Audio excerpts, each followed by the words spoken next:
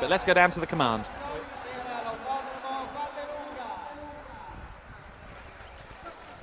Drivers, start your engines!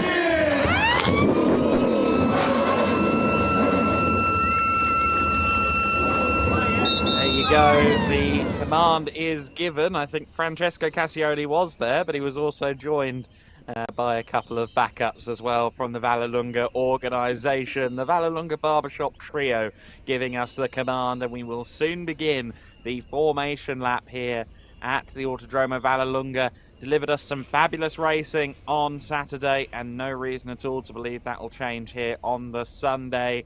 It is Alberto Nasca who's there on the pole position. Unfortunately, I can see that we do appear to be missing a car. It looks as though Melvin de Groot's 69 machine is not there on the starting grid. Hopefully everyone else is present, but there's a notable gap there between Patrick Schauber on row 3.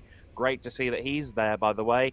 And the number 18 car of Claudio Remeggio Capelli. So we are missing one of the fourth row starters in the form of Melvin de Groot.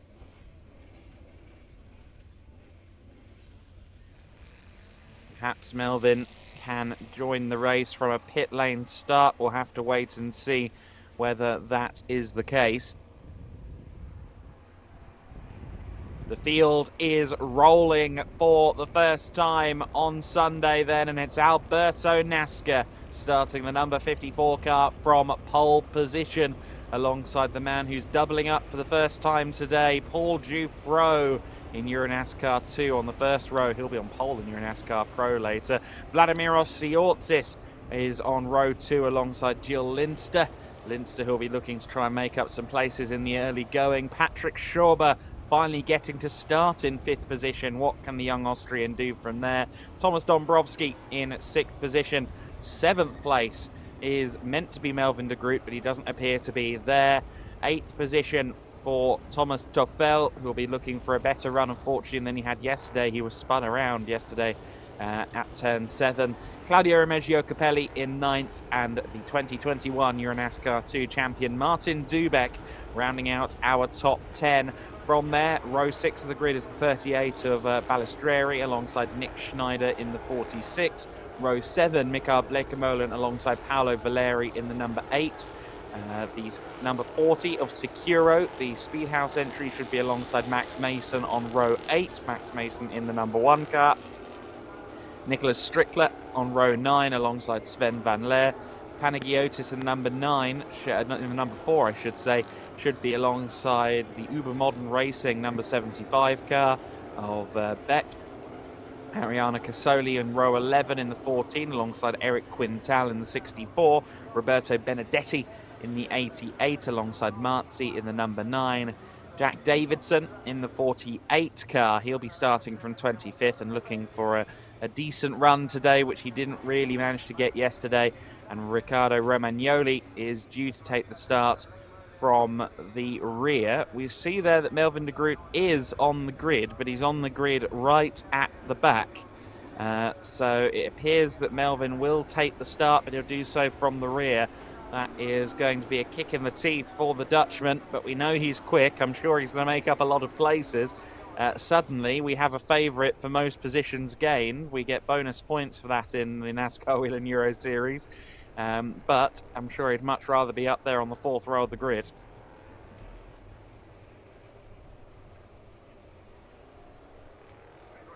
So then, 26 cars are rolling through the final corners here at the Autodromo di Vallelunga. In just a few moments' time, the cork will come unglued and we will go racing for 15 laps around this circuit. Going to see some brilliant racing, I'm sure, out of these drivers. The EuroNASCAR 2 race yesterday was commanded and controlled by Alberto Nasca. Can he do it again here at the Autodromo Vallelunga? We will find out now. He is on the inside. Paul Dufresne is to his left. Jill Linster is behind Jufro. Vladimir Siortsis is there in third place behind Alberto Nasca. The lights go green and it looks like a marginally better start for Paul Jufro. He's got the outside line as they approach Curva Grande for the first time. It's still side by side as they go through the corner. Nasca said he was going to go flat through Curva Grande. Has that come to pass? Well, maybe not, because Paul Jufro is still there on his outside. He's got a nose ahead. Will it be the Frenchman leading into turn 4? Well, yes, but Alberto Nasca is still there on the inside, and I think Nasca is just about going to be in control. Oh, and a collision for Capelli, and Tofel further back in the order sends everyone else skittling, and that is a major incident. Several cars collected there coming out of turn 5 and into turn 6. Max Mason, unfortunately Melvin de Groot as well. There you see Claudio Remigio Capelli, the number 38 car, was in the gravel as well. That's, of course, Cesar Balestrieri, who's had absolutely no luck this weekend. But several cars off circuit. I believe we've just gone to full course yellow. Paul Jufro, though, is the leader. Jufro has come out of that situation as the race leader. We just saw that on screen. So the number 3 RDV competition car is the leader, but a lot was going on there. There was a collision at the apex of turn 5 between Claudio Remigio Capelli and Thomas Tofel. There we see it, and that triggered the incident that followed. Tofel spinning across the pack. Dubek did very well to stay out of trouble. And lots of other cars either involved in near misses or being collected in the ensuing chaos.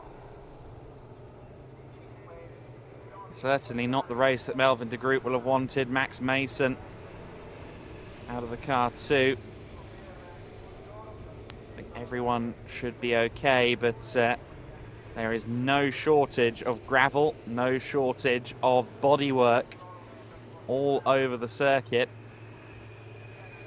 Balestrieri, I see, went into the barriers. He didn't actually make contact with anyone. He was just trying to avoid the situation. But you can see that he has hit the barrier. So Cesar Balestrieri also going no further. Ironically, one of the drivers that was actually involved in the initial impact, Claudio Remigio Capelli, he's continued on unconcerned with any damage. But just about everyone else involved, I think, has retired from the race here. Well, we're on lap 2 of 15, and we are under full course yellow, which I'm sure will turn to a safety car before long. Paul Jufro has crossed the line as our leader. There you see how many cars are there. 6 cars, I make that. Thomas Tofel's car is there, the yellow car at the front of shot.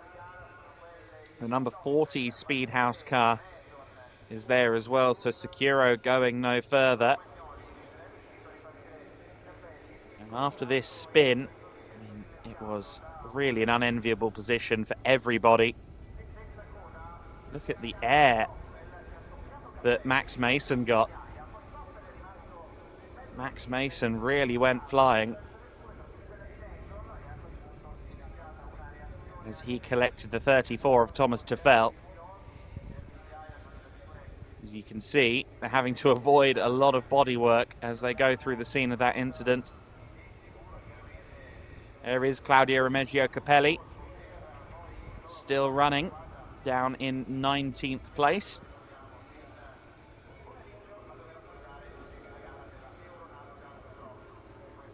Certainly not the start to this race that the fans or the drivers would have wanted at large. However, for Paul Jufro, this is ideal.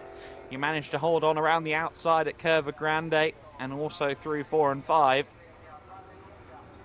And he is our race leader. Alberto Nasca will be alongside him when we go back to full green flag conditions, assuming we go to a safety car, which I expect that we will.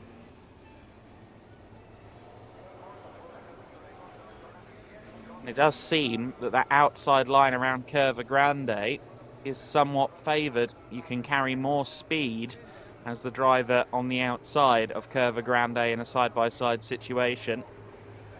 The camber works in your favour, so potentially NASCAR could fire right back at Dufresne.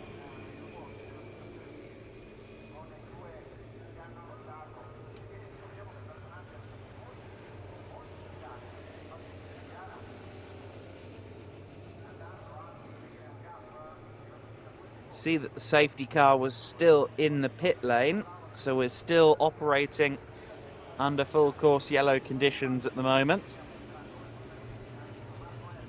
The Lamborghini Urus yet to be fired into life.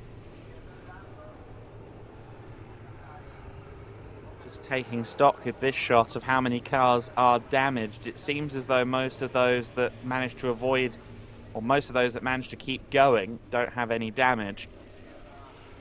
But of course the tail of the tape is in the 6 cars that went no further.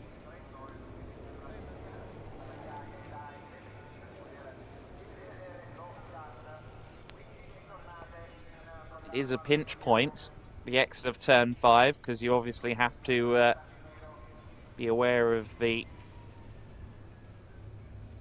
little kink to the left that is turn 6 immediately thereafter.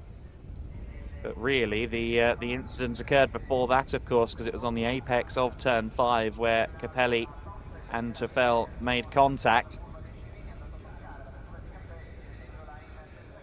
It's lap 3 of the race. And we should see action again. I'd say give it maybe 2 more laps while all of the cars are recovered. And I see that, let's call it a Lazio wave, given the region we're in.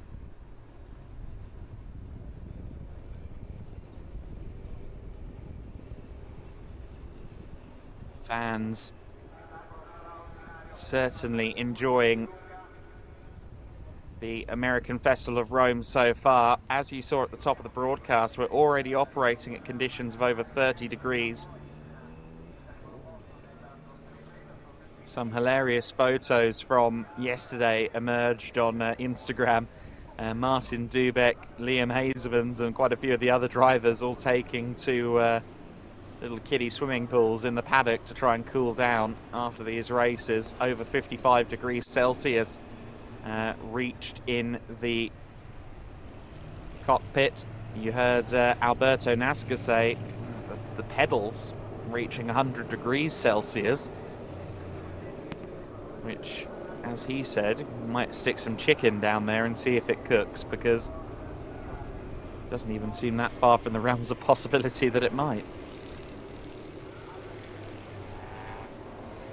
So safety car has now been deployed. We'll see the safety car on track this time. This is a good sign that the progress is good.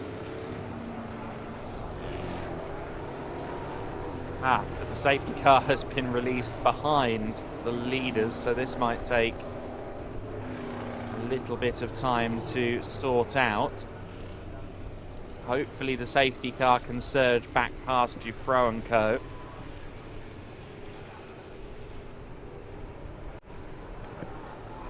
Indeed, Dufresne stacking the field up, so we should get the safety car into the lead of the field.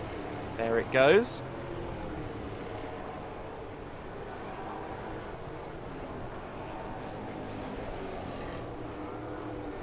It's always a favourite feature of mine when flying through Bologna Airport, the fact that Lamborghinis are used as the airfield vehicles around the Bologna airport. Of course, Bologna, the home of the Lamborghini brand. And there's often a hurricane going back and forth inspecting the runway at Bologna airport. I use a few of the Lamborghini Uruses as well, and that's what we're using as our safety car on this day.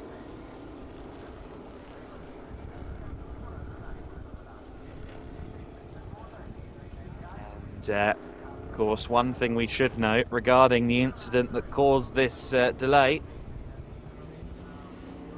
the 18 and the 34 cars both call the Race Art Technology Garage home. So the massive incident was caused by a pair of teammates colliding, and I'm sure that is not going to be a positive dinner table conversation later on. Here's a replay at the start then. Look at Alberto Nasca. He was sideways coming out of turn 5 as well, but the collision happened further back between Tefel and Claudio Remeggio Capelli. And from there, it all descended into chaos. Of course, these cars are, by and large, used in both EuroNASCAR 2 and EuroNASCAR Pro. So that could be a story as well. They're going to have to work hard to get the cars ready for more racing later on. For the likes of Thomas Toffel, of course, he's racing EuroNASCAR Pro as well. So really the only person he lets down if he can't take the start later is himself, but others have other teammates in EuroNASCAR Pro, and they'll be hoping that they don't let their teammate down. Safety car continues to run then, with Paul Giffreau in the lead of the race. We'll cross the line, start lap 5 this time. We'll be at 1/3 race distance at the end of lap 5. Hopefully, we can get the racing back underway this time through. It looked like they had maybe 2 more cars to collect a lap ago at turn 5, turn 6. Of course, Paul Giffreau is one of those drivers competing now across EuroNASCAR 2 and EuroNASCAR Pro. He's inherited the number 3 RDV competition entry in EuroNASCAR Pro from Frédéric Gabillon, one of the most experienced, or the most experienced driver in the EuroNASCAR paddock. Frédéric Gabillon taking a step back and is coaching his young French protege for the remainder of this season. We may see Frédéric back one day, but for this season, taking a step back. Let's see how many cars are there at turn 6, 7 now, if we can. If we can get that wide shot back, we can get a look at whether we're likely to go back to racing this time. Well, we're not going to see it, but hopefully the scene is much less cluttered. We might get a look as they go through turn 8 and see quite how much debris is remaining from the collision on lap number 1. As our cameraman pans left, let's take a look to the backdrop. How much is left of the incident? To me, that looks like a clear track. Oh, well, actually, no. There are still a couple of cars there against the barriers to the extreme right of the incident. So I think we might have one more lap. They might be waiting for a flatbed or something of that nature.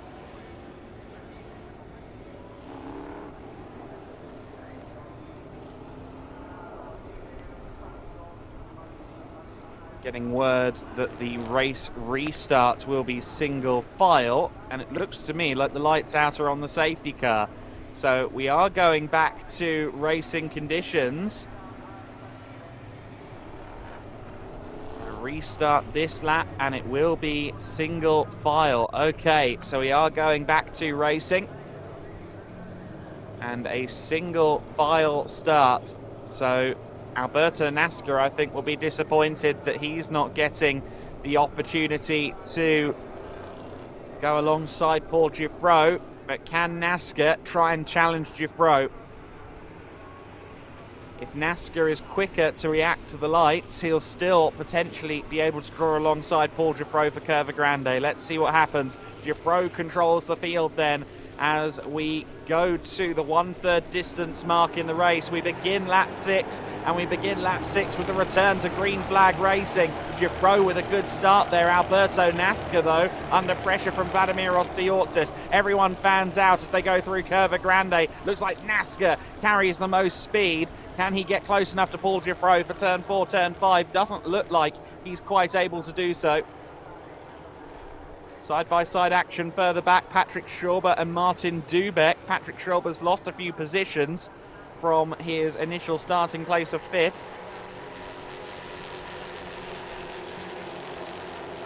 Everyone cleanly through the first sector of the lap this time.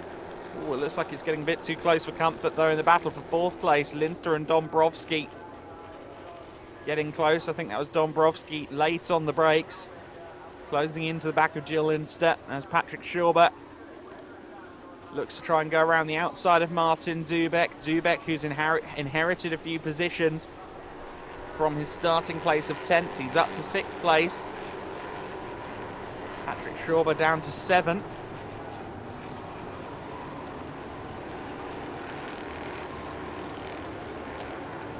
We are back to green flag conditions.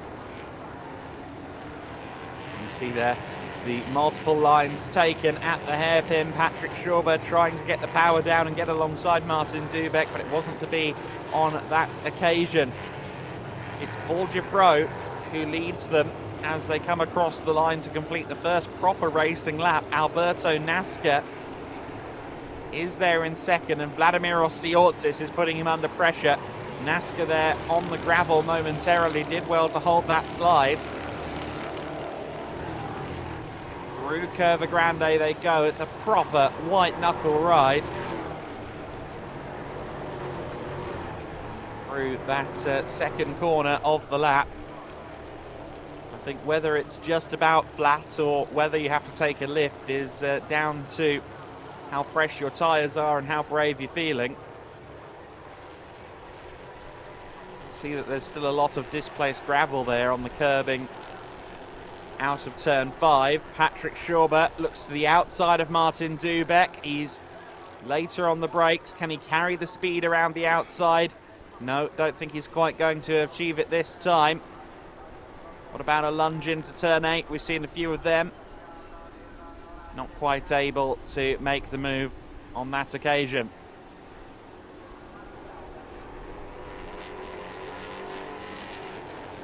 Jill Lindstone, 4th place, appears to be falling back slightly from the rear of Stiortsis. So we've got another car in the gravel, the number 4 of Pangiotis.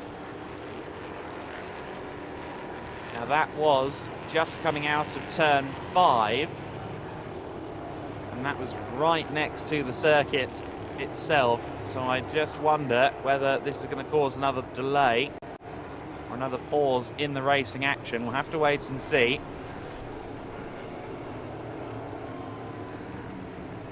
can see yellow flags. Yes, it looks like we might be back to a full course yellow.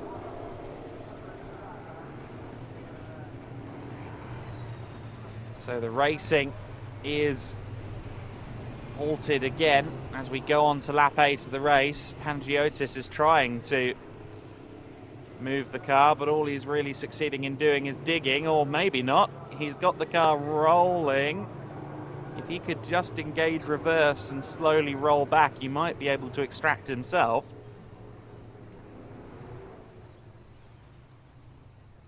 Here comes the leading set of cars coasting towards turns 4 and 5. Now is Panagiotis still there? I think he was just to the left of the shot still. But hopefully we'll see in a second whether the car is still there. That's the most important thing here. Ah, no, that is still very dug in, unfortunately. And there's a lot of gravel down there as well on the racing line.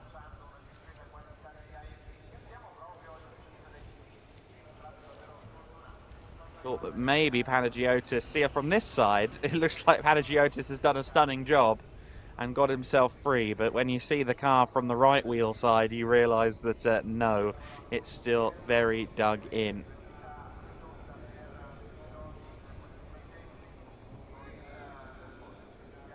Safety car heads out onto the circuit, so the safety car will pick up the drivers when they come through the main straight once again.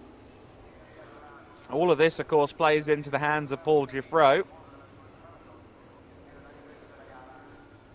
Once we went back to green flag conditions, it did look as though the Frenchman had a handle on it anyway.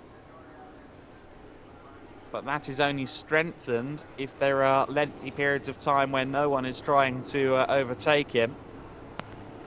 It's Well, the recovery vehicle in the back of shot has arrived with Panagiotis, so hopefully this will be a short safety car intervention. Maybe even just one lap. Of course, a lot to fight for in the EuroNASCAR races on the Sunday as well. TJ titanium jewelry is offered to winning drivers, the fastest drivers on each category, and that is always a point of interest. The bottles of Panu from the Guerra family as well. And then, of course, there are the trophies and the all-important championship points. One thing this will do as well is it will help the drivers who maybe used a bit more of their tyre on Saturday. A reminder, if you're new to the EuroNASCAR format, the same set of Hoosier tyres takes the competitors through qualifying and both races. So the fact that this race is being largely run at an idle so far will mean that those who maybe slightly cooked their tyres yesterday have less to worry about on Sunday.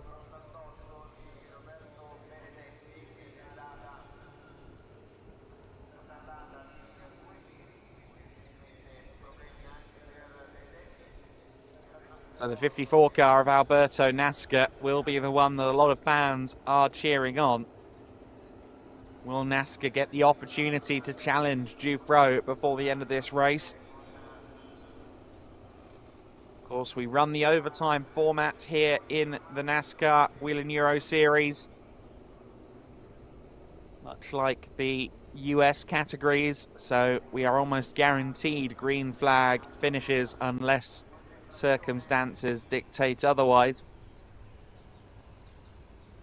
Restart will be single file again, according to the NASCAR bulletin board.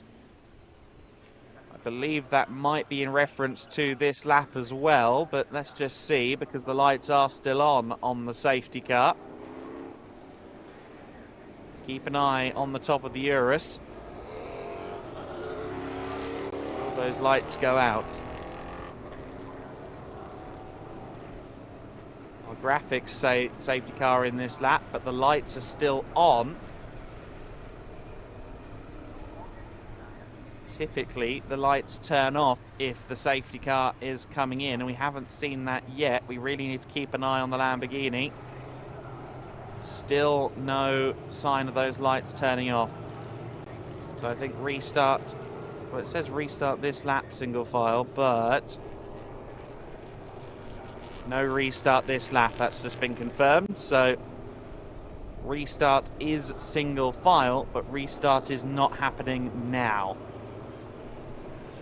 So the lights are still on.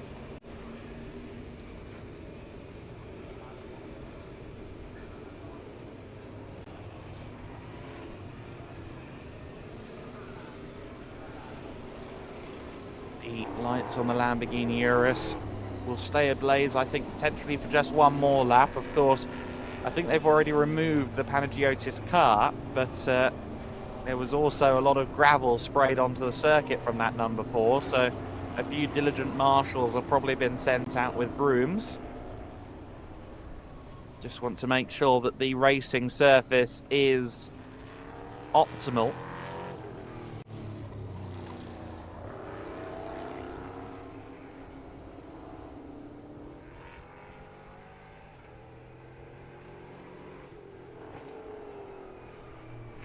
Of course, we've already had one incident there on the exit of turn 5, so the last thing you want to do is leave it in a condition where things will happen again. Looks like everything has been cleared. Safety car is declared in this lap, so they will indeed go racing again at the end of this lap number 10. Single file restart once more.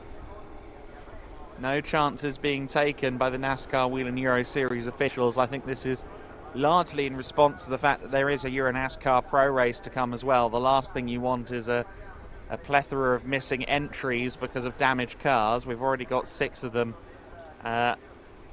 sat on the sidelines, which will need to be hurriedly repaired. So I think probably some heads-up decision-making here from the powers that be at EuroNASCAR. It's a very difficult run, 2x2, through the first few corners of this lap. And there's still racing to come today for all of these teams. So we'll begin lap 11 with yet another restart. The lights are out. So we began the race, immediately went safety car. At the completion of 1/3 race distance at the end of lap 5, we went back to green flag conditions. And now, as we approach 2/3 race distance, we will once again return to green flag with Paul Giffreau as our race leader. Alberto Nasca there in second. Vladimiros Tsiotsis in third place. Fourth position for Jill Linster.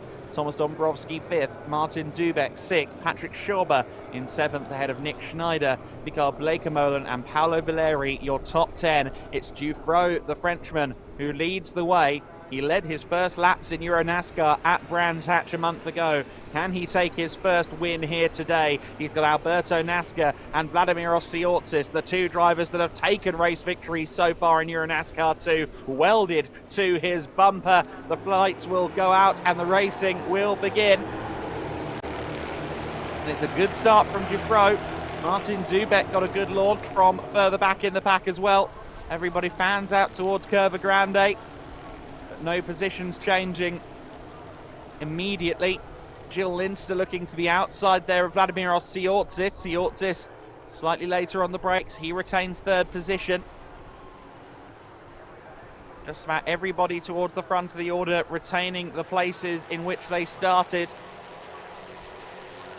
Alberto Nasca with fresher tyres underneath him than expected with these safety cars. I reckon he's going to push now. Just saw Tsiotsis having a look to the inside of Alberto Nasca. It was interesting yesterday in the post-race interview. Oh, we got a car off. Car's scuttling across the grass. And that looks like a major impact for Nicholas Strickler in the 94. Major impact. As Paul Giffreau continues to lead the field, I suspect green flag conditions will be short-lived.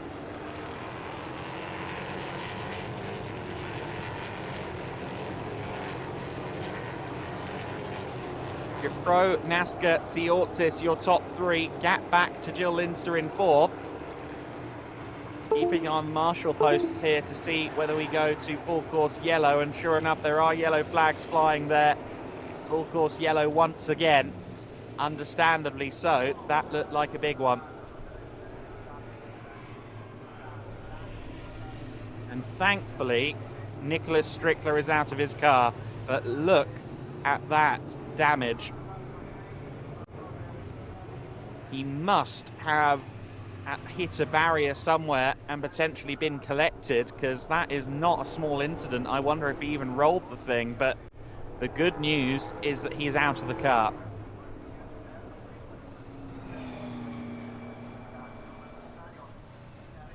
Testament once again to the strength of these Team FJ built EuroNASCAR chassis that we are seeing Strickler out of the car. Whether that was caught on camera, I don't know, but the scene of the incident, quite spectacular.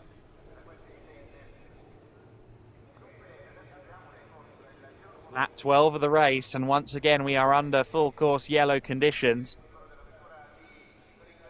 This has been a very much disrupted race.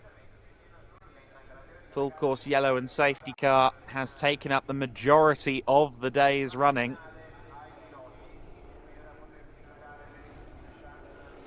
And all for incidents between turn 5 and turn 7. Now keep an eye on the barriers here on the approach to turn 7. Has there been... Yes, look, you can see there's some damage to the barrier. So I suspect that Strickler went into the barriers because you could see a little bit of an indent into the arm coat. Looked like the barrier had actually held up quite well, but evidently Strickler had a major impact, potentially with other cars, definitely with a wall somewhere.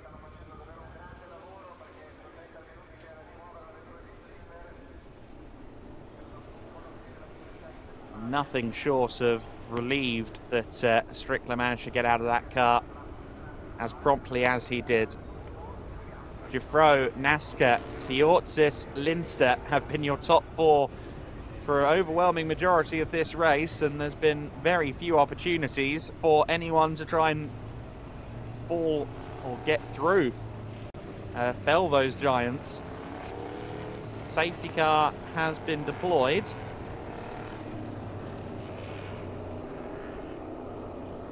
I think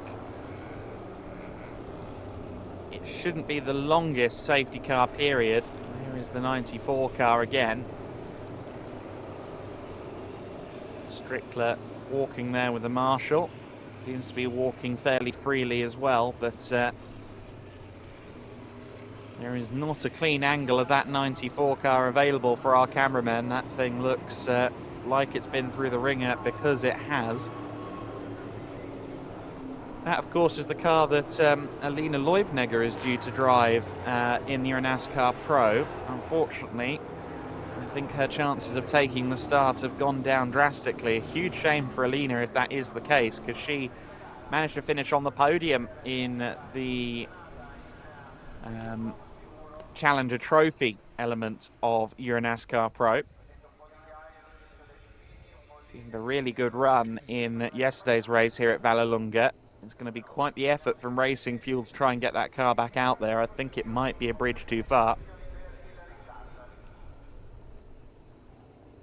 Interesting bulletin on our board. Incident between cars number 9 and number 94 under investigation. Now, the 94 is Nicholas Strickler. The number 9 is Valerio Marzi in the number 9 Victor Motorsport Chevrolet Camaro. So that would suggest that we know whom the other half of that incident was.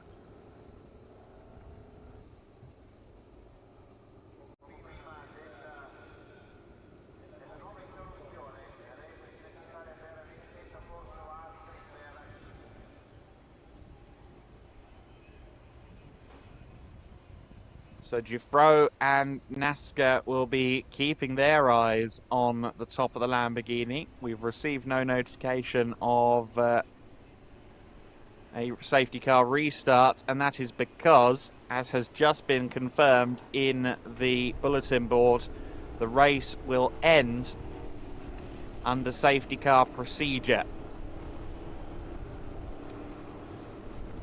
Whether that means we get an early checkered flag or whether we will see out the full 15 laps is not clear, but this race is going to end under safety car conditions.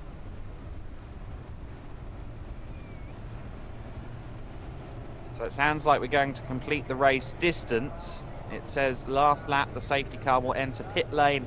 All cars to stay under safety car procedure to cross the start-finish line. So there will be no overtaking at the end of the race, but safety car will lead the cars home to the finish. A black flag has been presented to Marzi in the number 9 car.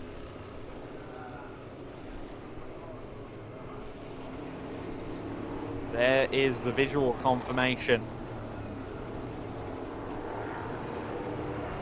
So Valerio Marzi has been judged to be at fault for the incident, and he's being fairly harshly reprimanded for it, and one can imagine what happened there.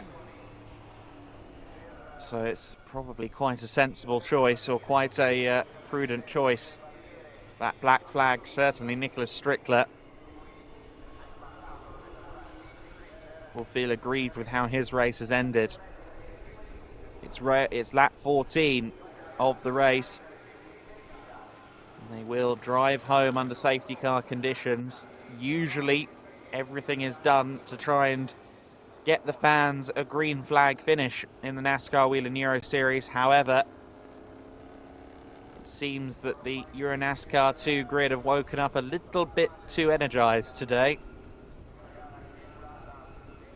And an overtime finish would potentially risk damage to cars and further incident. So I think a wise decision taken by the organisers here. An unfortunate end, certainly. It's not the circumstances that we want to see these races run under. It's probably not the circumstance that Paul Giffreau wants to win his first race under. But to be honest, once the big trophy arrives at his mantelpiece at home, I don't think he'll mind too much.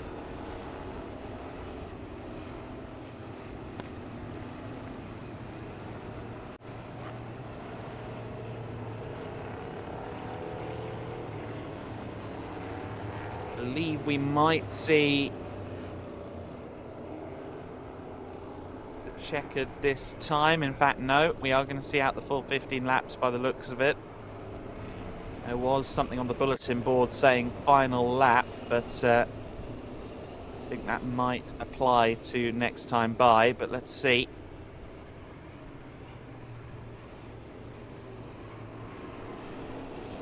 No checkered flag, so they go on to the final lap of the race under the safety car then.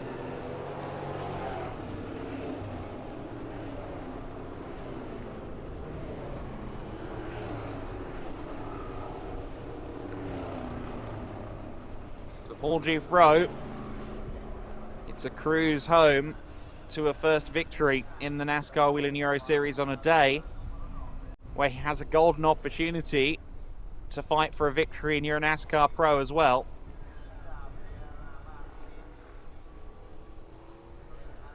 Will he be able to do so? I understand, if I'm not mistaken, that Giffreau will be on pole position for the EuroNASCAR Pro race as well. So there's potential for Giffreau to challenge for a pro race win in the same day as he should take his first EuroNASCAR 2 race win. He just needs to get the car home to secure that victory now. This will be a big swing in the championship as well in general, because Vladimiros Tsiotsis will lose 6 points to Paul Giffreau. He'll lose a point as well to Alberto Nasca. But in general, with his finishes today, off the podium yesterday, set to finish third today, Vladimiros Tsiotsis for the first time doesn't look like he's going to run away with the EuroNASCAR 2 championship. After the first 4 races of the season, it very much did look like the speedy Cypriot was going to disappear into the distance. However, with the first win of the season for Alberto Nasca yesterday, he established himself as a certain championship contender. And now, as the race ends under safety car procedure, Paul Giffreau will go through the final corner. He will see the checkered flag and he will establish himself as a championship contender also. The Frenchman for RDV competition takes his inaugural victory in EuroNASCAR 2. Jubilation, I'm sure, for Paul Giffreau. Perhaps not the circumstances he would have wanted to take that victory in, but a victory is a victory, and a full haul of points will be a welcome benefit to his championship campaign. Paul Giffreau is a EuroNASCAR race winner.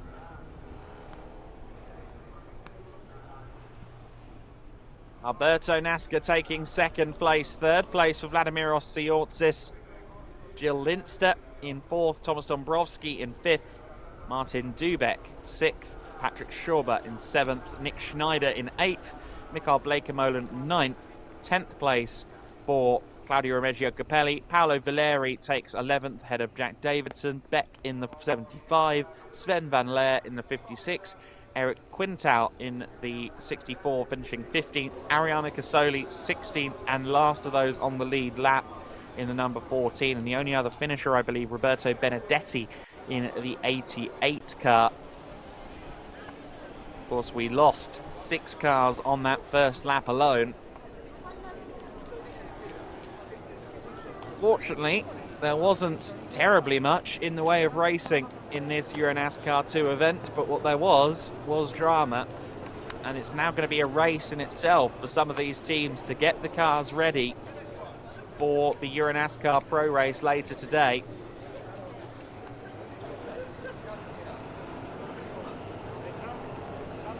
I'm interested to see quite what the emotions are for Paul Giuffreau. He is a racer. I don't think he would have enjoyed a race largely spent at idle pace too much. Certainly wouldn't under normal circumstances. But does an inaugural EuroNASCAR win supersede the desire to do 15 laps at full tilt around Vallelunga? I suspect it will. I think it's going to be a celebration nonetheless for Paul Giuffreau and for RDV competition. RDV have very much entrusted their future to Paul Giuffreau here. The team certainly a juggernaut in terms of results in the NASCAR Whelen Euro Series. And with Giuffreau also racing in EuroNASCAR Pro, they've taken a gamble on the young Frenchman. And it's a gamble that so far this weekend looks to be paying off. Certainly, at the start of this EuroNASCAR 2 season, in pre-season before we arrived at Valencia, I don't think anyone would have thought that Paul Giuffreau would be in EuroNASCAR Pro, much less that he could be in contention for podiums. But that is exactly what he'll be later on today. For now, though, he's celebrating a victory in EuroNASCAR 2 for the very first time.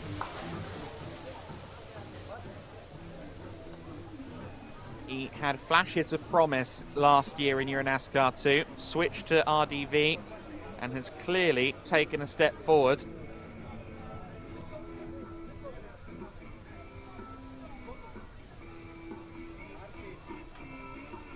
And now, the number 3 car,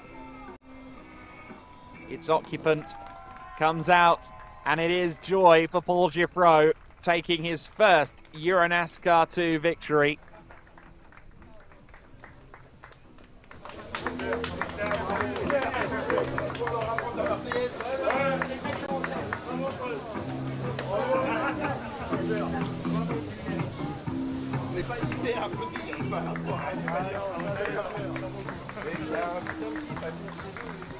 Paul Giuffreau will take off his helmet. And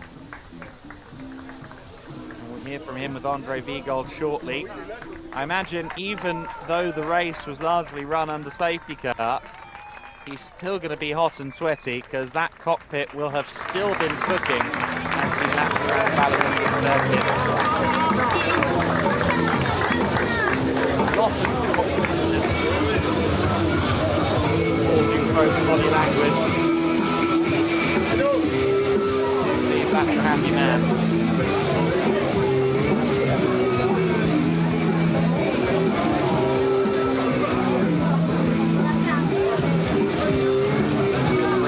Back in victory lane for our EV competition. That is big news in the world of EuroNASCAR.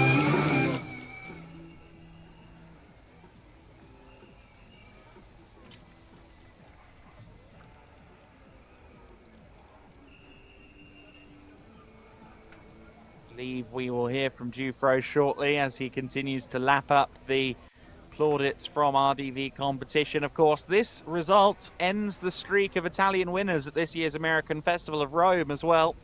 Both wins went to Italian drivers yesterday in the form of Gianmarco Ercoli and Alberto Nasca.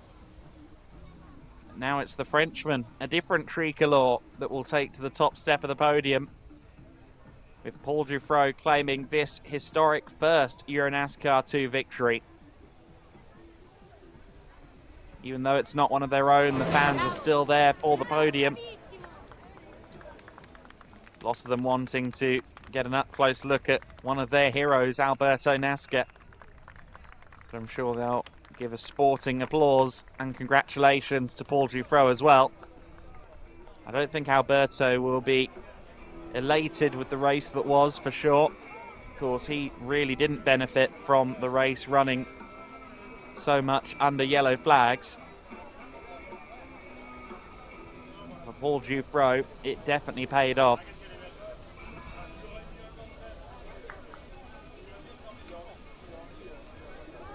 Regardless, NASCAR and Dufresne will bring both themselves closer to Vladimiros Siortsis in the championship battle with this result.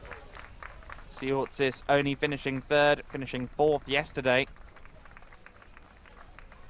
By no means bad results for the Cypriot, but will have come in with greater expectations, I think, after 4 victories in a row in the first 4 events of the season. Was declared the Prince of Brands Hatch last month at the American Speed Fest. And Dufresne leading his first laps at Brands Hatch in mixed conditions. Certainly not mixed conditions today, sweltering conditions. But the conditions have created a race winner in Paul Dufresne.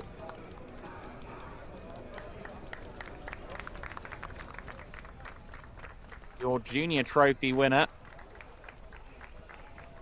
will be the number 66, Thomas Dombrovski. Mikael Blekemolen, I believe, is taking a Legend Trophy win there as well.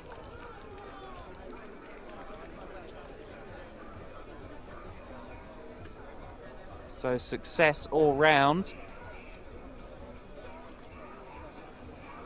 As the fans continue to watch the podium festivities.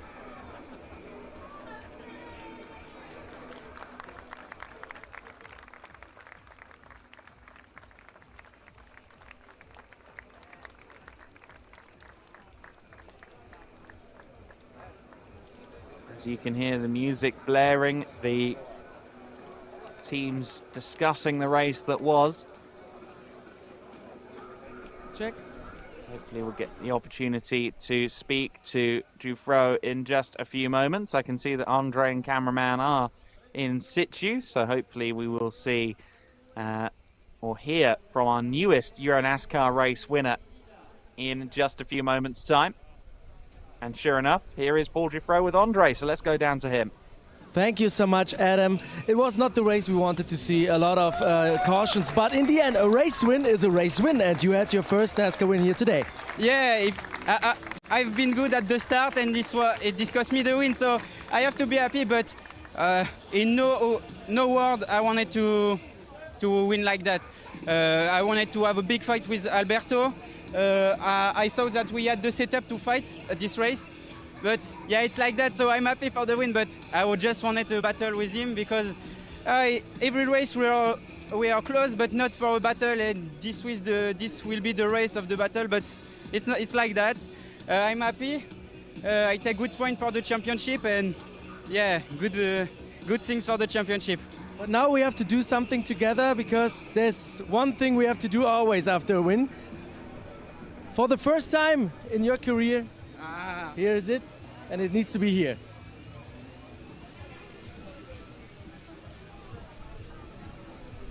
How do you turn it around? And maybe there's, you see? Yeah, maybe. Ah, there it goes.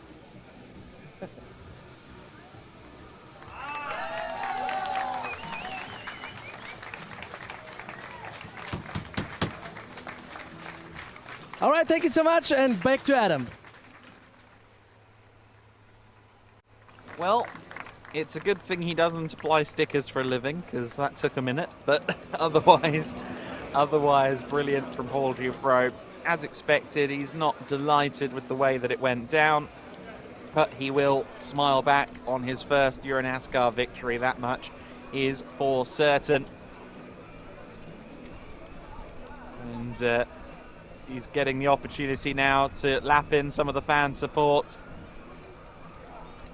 signing autographs and thanking the fans of EuroNASCAR here at Vallelunga. Of course, the American Festival of Rome with lots of racing still to come. There is a EuroNASCAR Pro race.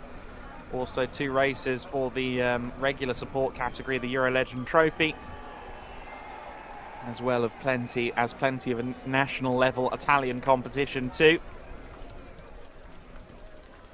And there are the opportunities to interact with the drivers, the opportunity to see some fabulous American motors. And look at how full this area is near the podium. It was definitely at capacity yesterday with Alberto Nasca's podium. Dufro, evidently a very popular man at the moment, signing autographs in the Double V Racing and EuroNASCAR merchandise area. There's some business being done, but I'm sure lots of memorabilia sold across the 2 days as well. There are 2 notable style choices that I see throughout the paddock. One of them is Ferrari F1 shirts. The other you see a lot of Valentino Rossi caps. Certainly the Italian motorsport community know what they like, and it's home winners. They haven't got one today in this race, unfortunately.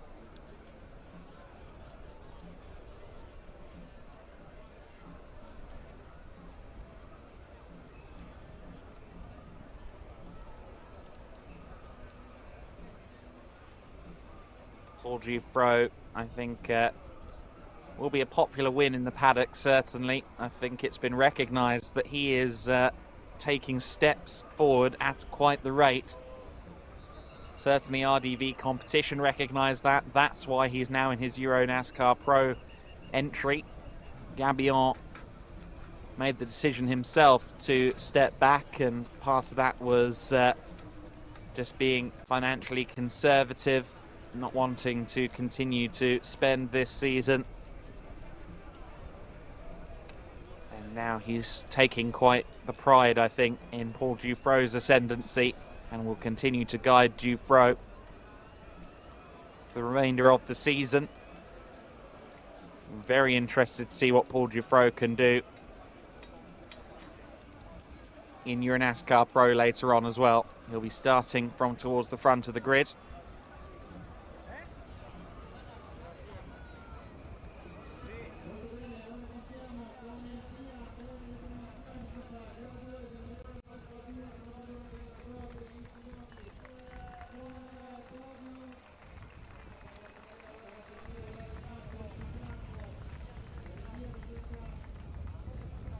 Still more fans coming to the podium. I believe we will get the first of the podium ceremonies underway shortly by the sounds of it. Seems like the stadium announcer is warming them up.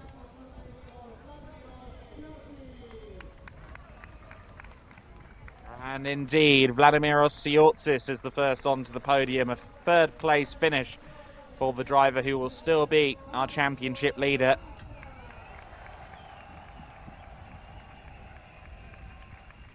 Heading to the next round at Most. Alberto Nasca taking the 2nd step.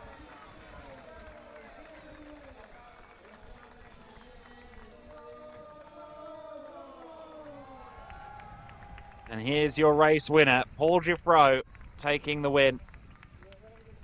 A great result for the RDV competition driver. And we'll now get the national anthem of France for EuroNASCAR 2's newest race winner.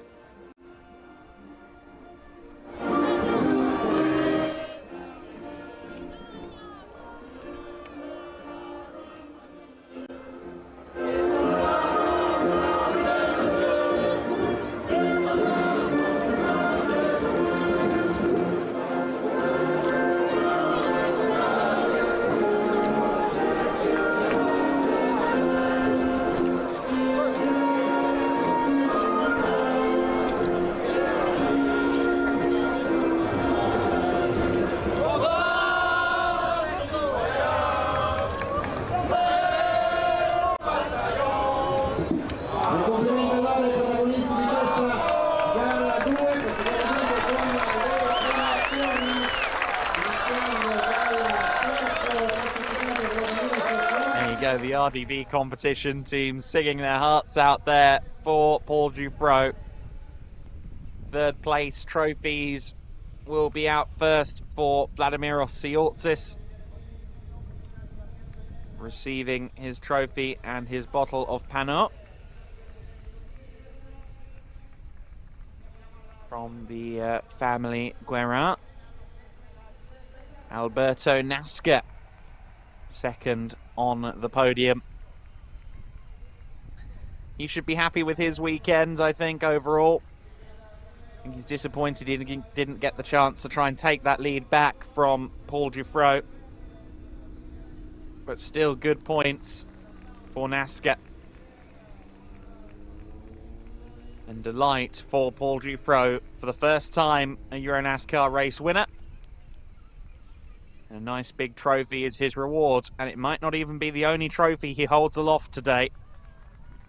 Both he and Vladimir Siortsis, of course, due back on the grid in EuroNASCAR Pro in a couple of hours' time.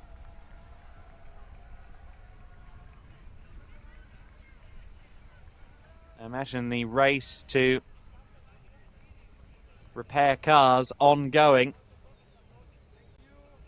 for some of the teams that were involved in that first lap collision. Great photo opportunity there for our podium finishers as the champagne is now sprayed. Excellent.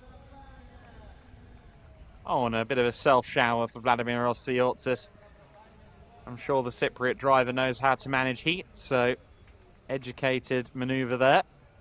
Although that race suit might be a bit sticky for EuroNASCAR Pro later on.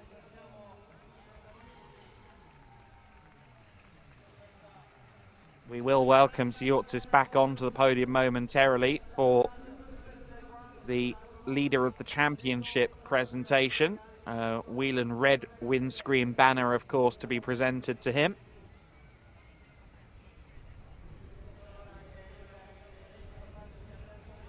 In spite of not taking a win this weekend, he will still lead the championship by somewhere in the margin of 10 points. In fact, I think just over that, somewhere around 12 or 13.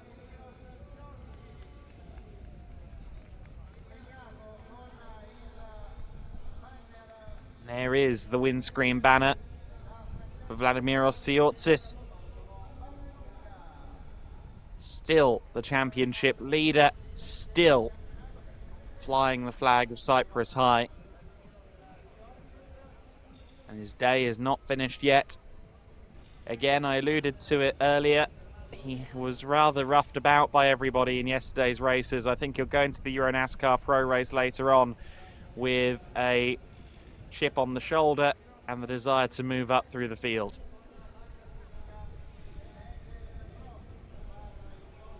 A Legend Trophy will come up onto the podium next.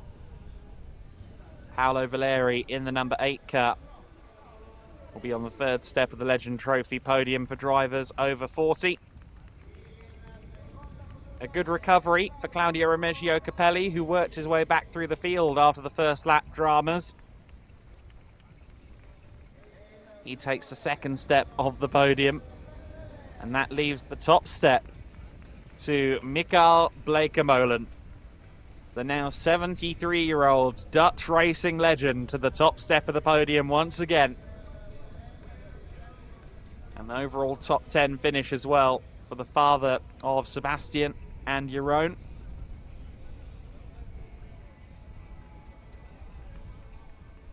Five decades plus of racing and still receiving trophies.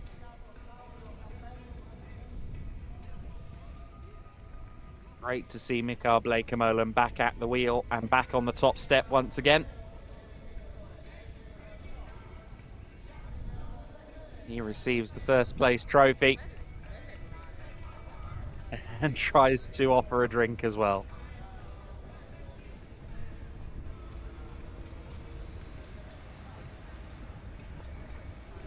Some photos will be taken as the drivers celebrate with the fans.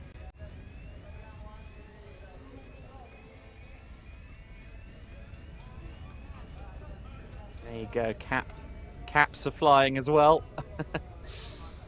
Good job from our drivers there. We'll move on to the rookie trophy. Both the legend and the rookie trophy, I think, more about survival in today's race. Jack Davidson will take the third step of the podium for the Marco Stipp Motorsport team. It'll be 2 Marco Stipp cars on the rookie trophy podium as well, with Nick Schneider in the 46 taking second.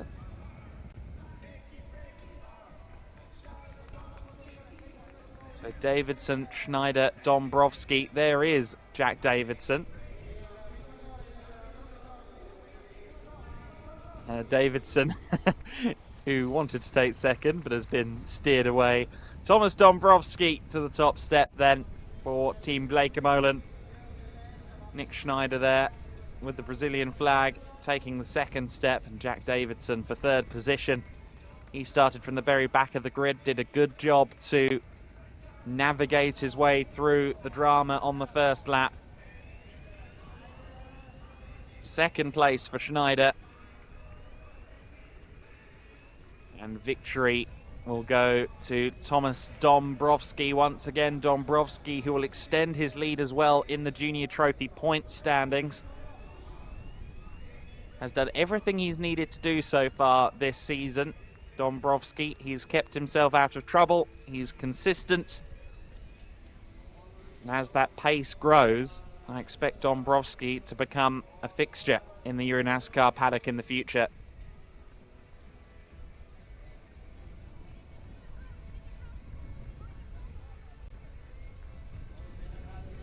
There is your top 3 in the rookie trophy.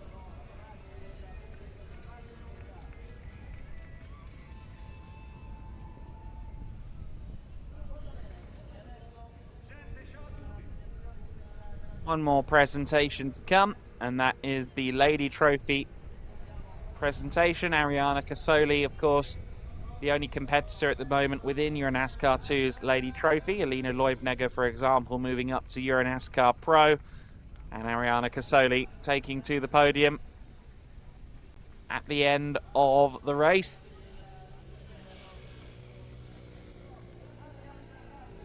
Receiving her bottle of Guerin family Pano. That is our final presentation complete. And that wraps up EuroNASCAR 2 for this weekend. But the main event is still to come. The EuroNASCAR Pro category will be racing in just a couple of hours' time. Make sure you join us at 13:35 Central European Summer Time for round 6 in EuroNASCAR Pro. Can Jimmy Jett's Gianmarco Ercoli make it 4 wins in a row? We'll find out in just a couple of hours. Make sure you join us.